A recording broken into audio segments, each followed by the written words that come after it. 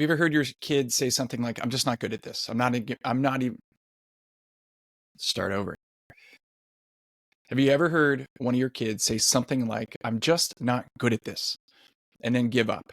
I just don't want to try soccer because I suck at it. I just don't want to go to that practice because I'm terrible. I'm worse than all the other kids. Maybe it's math, maybe it's writing, maybe it's speaking up in class, whatever it is.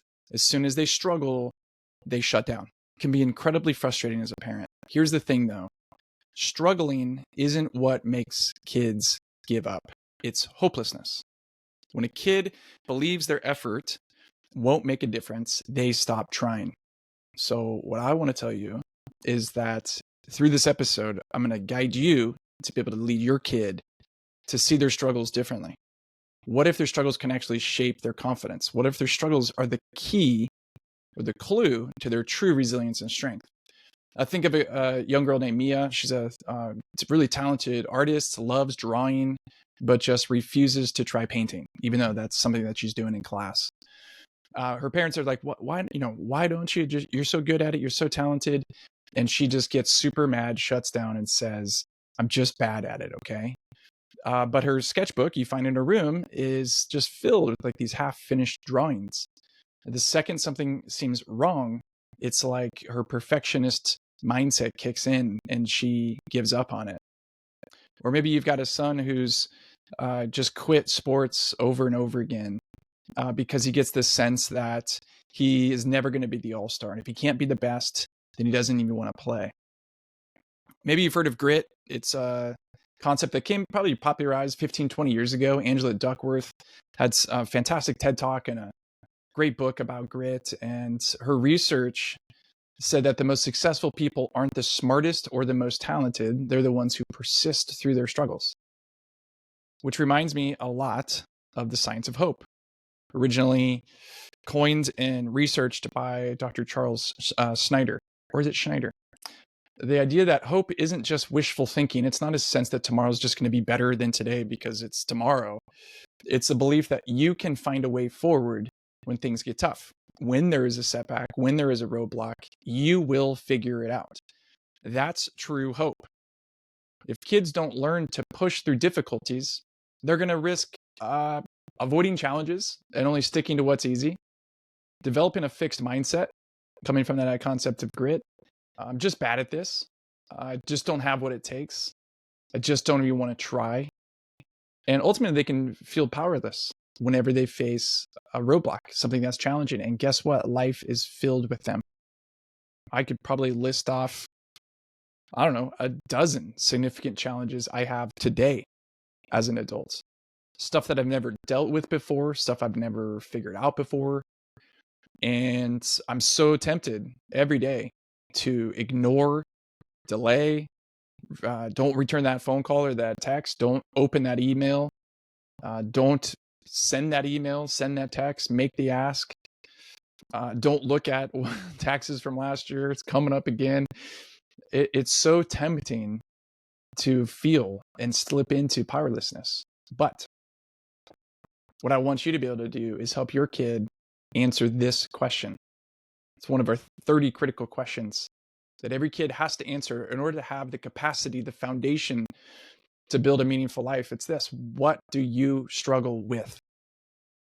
Which indicates, if a kid's able to answer that question, it indicates that they have equal parts self-awareness and humility.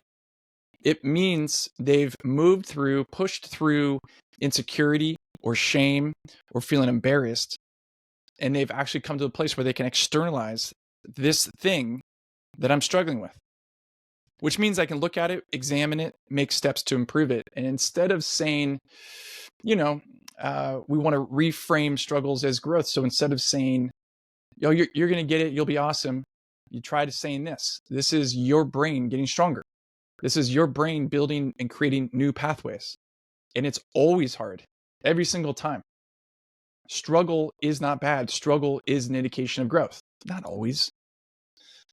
A friend being mean to you, hey, this is a sign of your growth. Something wrong, if you got a virus, this is a sign of your growth. No. But the struggles that matter are the ones that are going to be a key. If they're able to slip into it and step into it and push against it and stand against the resistance, it's going to strengthen them, give them fortitude and resilience to persist through hard things. So what do? 3 things. Number 1, we reframe the struggles as a sign of growth, as an opportunity. And we don't do that in a Pollyannish way, like, this is awesome. We don't make light of it. It is hard. Struggling is hard. Struggling is not good. It feels bad. But struggling is growth. Yeah. Point out past things that they've overcome, struggles that they've overcome. Remember when you were in first grade and you really couldn't figure out reading and you tried hard and you got it.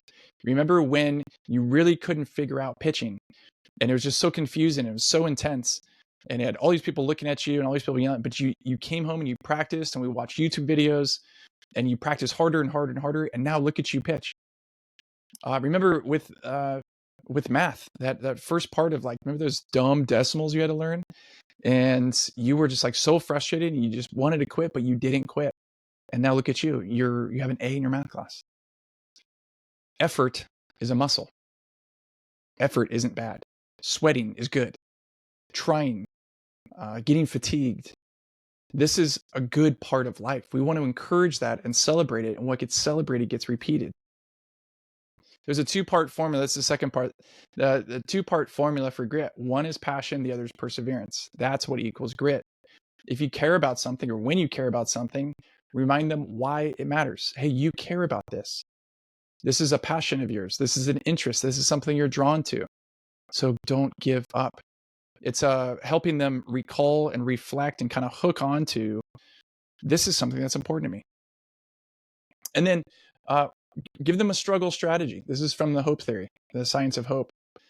Help them believe that they can solve problems. So teach them how. What is one small step forward? You got a C in math, you want to get an A. What is one thing you can do tomorrow during class? I don't know. Let's think of one thing. Can you raise your hand? Can you go early? Can you stay late? Can you raise your hand? Can you change the way where you're sitting and sit next to a kid who's really proficient at math? Second question in the hope science, who can help? So remember phone a friend back in whatever that game was with Regis Philbin. Phone a friend. Who can help you? If you're stuck, what's one small step forward? Who can help? What can you do next? This is all building the skills of problem solving, which is integral to building resilience. And finally, I want to model and share with them stories of my own struggles. I have so many struggles. Struggles with speech delay, struggles with managing my own finances, struggles with trying to build a healthy relationship, struggles with feeling alone and not having enough friends. So many struggles. And to be able to tell them, did I ever tell you about the time when? Did I ever tell you about the time I took the SAT and got a super low score that was embarrassing and was not even close enough to be able to get into the college I wanted to get into? And guess what I did? Did I ever tell you about the time where I tried to talk to this girl and I did not know what to say and I froze and I embarrassed myself? Did I ever tell you about the time when I had to take speech therapy for years just to learn how to put words together? Did I ever tell you about the time I didn't make the team? I got cut from the team. I didn't even make it. I got cut during trials, but it mattered to me. And so I practiced and I tried and I practiced again and again and again. And because of that effort, now I can say that I am proficient at that. It's a strength of mine. So bringing this all home, I want your kids to be able to answer that question. What do you struggle with? What have you overcome in the past? What are the struggles that you've pushed through? How did you overcome them? What did you do? Because a kid who can answer this question is going to have the firm foundation to be able to handle the next complex challenge. And there's going to be plenty when they get into their first job, when they get into their first relationship fight, when they get married, when they have kids, when they have a water heater that breaks in the middle of your daughter taking a bath. What do you do? Speaking personally. Final thought. If we teach our kids to embrace struggle, celebrate pushing through struggle, We give them the confidence to take on the next thing. And that's what I want for my kids and for yours. Love for you to read the article that goes along with this episode. The link is in the show notes. Subscribe for future episodes. We're in question 6 out of 30. We got 24 more to go. Critical questions that every kid must answer in order to build a meaningful life. We'll see you next time.